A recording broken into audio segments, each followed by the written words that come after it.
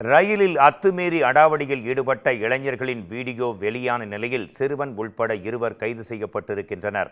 பயணிகளை பதைய வைத்தவர்கள் சிக்கியது குறித்து விவரிக்கிறது இந்த செய்தி தொகுப்பு.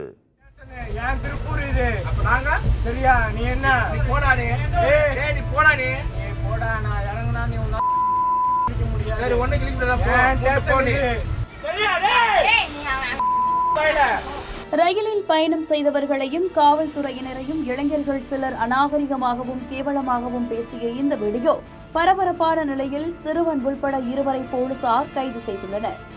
சென்னையிலிருந்து ஆலப்புழாவுக்கு சென்ற ரயிலில் மணிகண்டன் என்பவர் குடும்பத்தினரோடு கோவைக்கு சென்றுள்ளார்.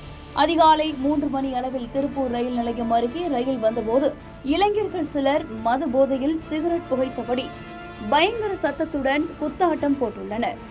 இதனால் அதிர்ச்சியடைந்த மணிகண்டன் தரப்பினர் இளைஞர்களை அமைதியாக இருக்குமாறு கூற போதை இளைஞர்கள் அவர்களிடம் அநாகரிகமாகவும் கொச்சையாகவும் பேசியதோடு வம்பிழுத்து அடிதடியில் இறங்க முயன்றுள்ளனர்.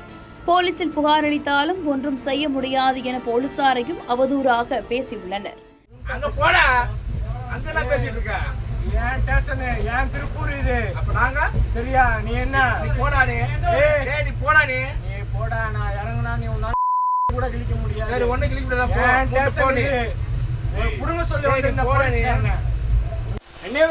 வெளியே வாடா, நீ வெளியே வாடா,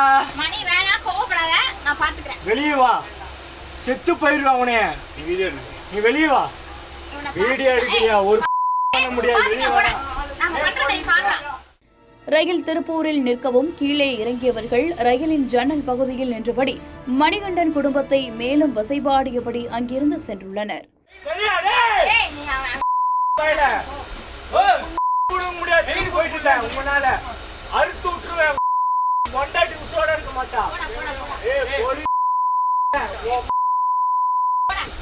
தங்களுக்கு நேர்ந்த அநாகரிக நிகழ்வு குறித்து மணிகண்டன் கோவை ரயில் நிலையத்தில் இருப்பு பாதை காவல் நிலையத்தில் புகார் அளித்து சென்றுள்ளார்.